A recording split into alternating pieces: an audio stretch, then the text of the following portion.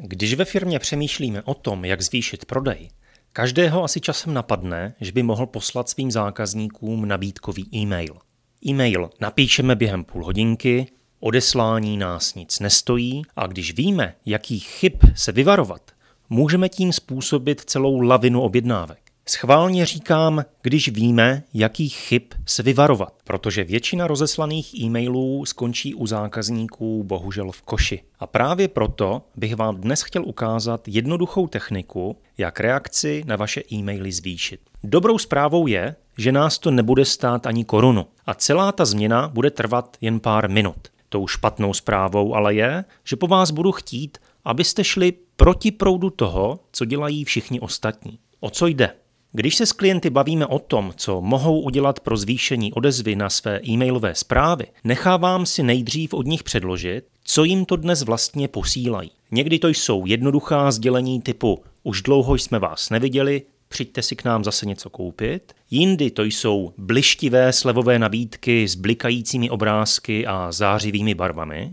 A někteří mají graficky propracované e-maily, které obstojí i v mezinárodní konkurenci. Tráví hodiny a hodiny s dokonalováním grafiky, ale jeden vedle druhého se dopouštějí kardinální chyby, která nakonec způsobí to, že lidé jejich e-maily sice do své schránky přijmou, to se totiž děje automaticky, ale vůbec je neotevřou. A to je velmi nepříjemné zjištění, protože ukazuje, že celá ta jejich snaha byla úplně zbytečná.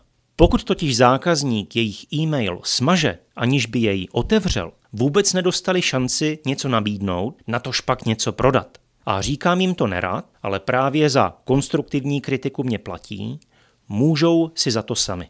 Proč? Drtivá většina odesílatelů se totiž snaží o to, aby předmět jejich zprávy, tedy ten řádek, který adresát vidí ještě předtím, než zprávu vůbec otevře, aby předmět zprávy byl takzvaně atraktivní.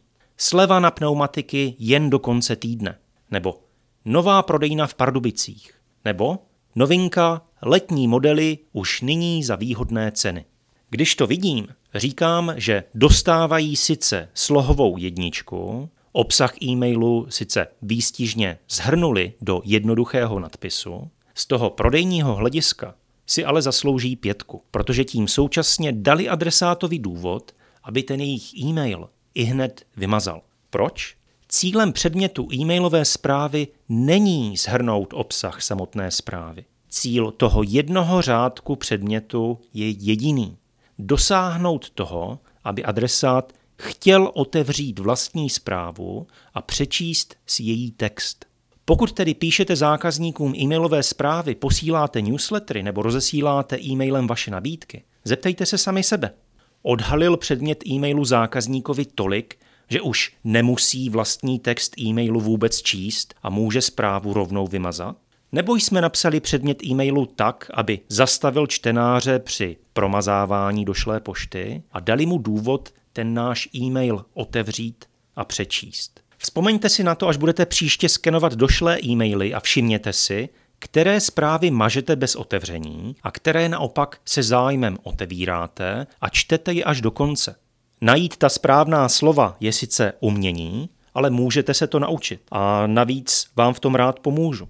Když ale potom víte, jak na to, právě takovými změnami můžete způsobit klidně i dvojnásobnou odezvu na vaše e-mailové zprávy zákazníkům.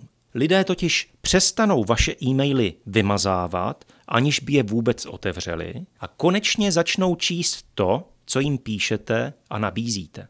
A já doufám, že se vám to podaří.